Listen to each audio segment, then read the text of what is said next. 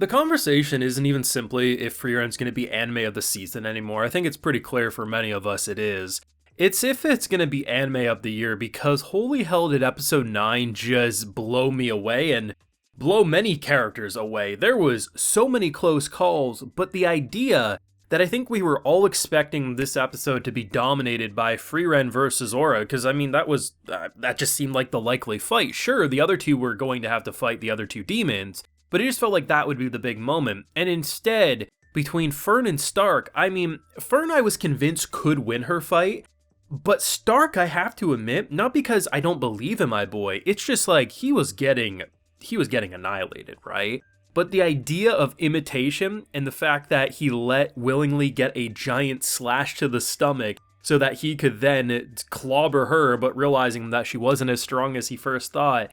What an episode of Frieren, man. The action, the progression of these character relationships, master-student relationship, it's literally a chef's kiss. It's so 10 out of 10, I can't even gush about it enough, but I'll try. Full live reaction to today's hype episode of Frieren over on my Patreon. If you would like to see that, it's over there if you're interested. Now, this is apparently the moment for a lot of manga readers where the manga really took off for them. For me, the first couple of minutes of episode 1 did just that, but I understood where people were coming from. This is a pretty intense fight, and something I've been saying is that I really enjoy this demon dynamic that we have. And the ones that were still alive starting this episode, and the ones that are alive by the end of this episode, I mean, they all did something different, whether from a fighting style to a personality, but at the end of the day, you understand why we should obliterate every single demon that we ever come into contact with, because they are mimics, they just want to deceive you, and they will do whatever it takes to kill all humans in whatever way is necessary. And the idea that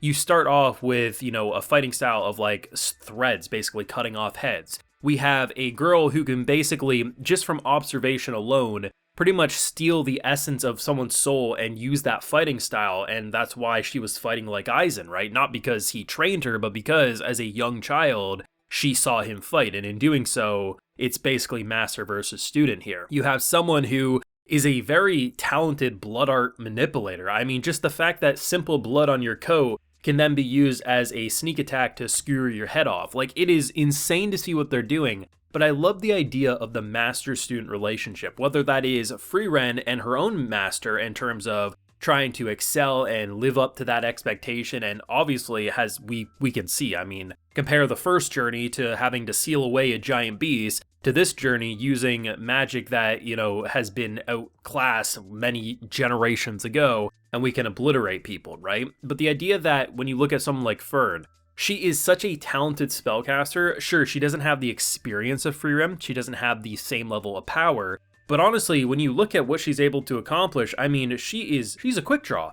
And the idea that she wasn't breaking a sweat, this man goes from basically saying, as long as I hold out, she's gonna exhaust herself. And very quickly he realized, oh shit, this is the same bullshit that I had to deal with, and characters have had to deal with Frieren, because this is no novice, this is no simple apprentice, this is the prodigy of Frieren, and the idea that her looks are identical. When Frieren does something intense and insane, she has this almost like death glare, not in the way that like, I'm an evil person, I'm gonna cut your head off, but more so, if she's giving you that glare, just bow down and hope for the best, because she will win. And that's literally the same vibe that Fern was giving, and holy hell was she a beast. She was built completely different. We go from literally ending last episode and starting this episode with them all agreeing the only reason we did what we did was because it was a sneak attack. We would have all died had we stayed. To seeing him get obliterated and seeing the same thing happen to her. Now, this man, can he pull through?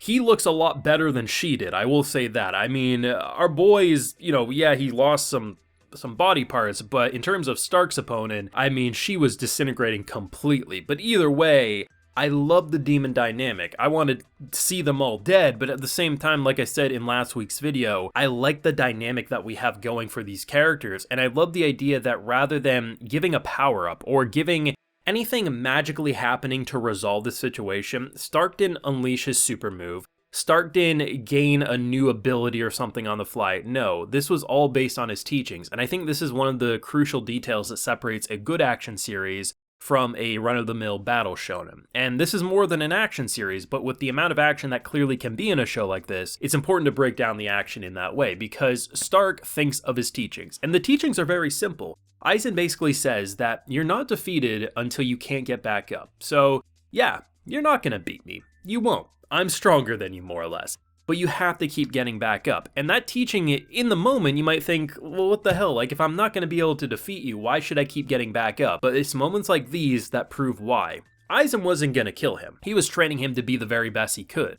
But because he kept getting back up after dealing with someone who he was convinced is as strong as his master, knows the same skills, I never beat him, so I'll never beat her, got to the point that he was basically doing a suicide attack, saying, you know what, if I'm gonna die, I'm gonna take her with me, to realizing, why was I scared to begin with? This is cheap imitations, they're knockoffs, you're not even close to being the same skill, and that's why he was able to win. Those are the teachings, the quick spell casting, and the prodigy of being a Frieren's kind of apprentice. I mean, everything about this just felt warranted. And I haven't even begun to touch upon the small glimpse of what we got with Aura and Frieren in this episode, and that stuff was great. We learn about this queen's demonic goddess demon lord bitch face over here. She has a scale that basically, as long as she's more powerful, you bend to her will. But as we see with, I think, this man's son, given the sword and the amulet, you know, some people have been able to break free and start to try to fight back, which says a lot about their skill and honestly, their soul, man, like how powerful they are deep down inside to who they truly want to be. And it's going to be interesting because I think one of the best moments, and it's very quick and it's at the start, so it's going to get overshadowed, but I want to bring it up, is the idea that back when she was traveling with her original party, simply blowing these types of suits of armors away because they're puppets is what she would do, but she got scolded. And the idea that even if they're not here anymore, she will do the spell that maybe takes more mana and exhausts her more because this is the human way to do things. These were once people, these were once someone's family, and you don't just treat them as disposable trash. You treat demons as disposable trash, but not the people that are forced against their will to do their bidding even in their death, and that's a really powerful moment. Like, I'm truly convinced this is gonna be my anime of the year and anime of the season, clearly. I love everything about it. The production has been holding incredibly strong. The music, the characters, the fact that we can separate these three and have equally impressive fights, the transition at one point between Fern and Stark from like fireworks to like melee combat was just so breathtaking, man. Like, I love this show. I truly, truly do. It makes watching anime each week so exciting for me. It's the show I look forward to the most and probably will be the show I look forward to the most even in next season when it continues. But thoughts and feelings yourself on this insane episode down below, whether if you're a manga reader who's been anticipating this or if you're anime original like me. Let me know your feelings down below. Leave a like if you enjoyed, subscribe if you're new around here, of course ring that bell so you get notified when I upload more Frieren into the channel. Like I mentioned, we have a full live reaction over on my Patreon if you're interested. And hey, while you're there, you also get a video shout out. So today we have John, Gulame Fogger, Daedalus, Ellie Skur, Willow W, and Ziu Dang. So I appreciate the support, everyone. Please take care and have a good one.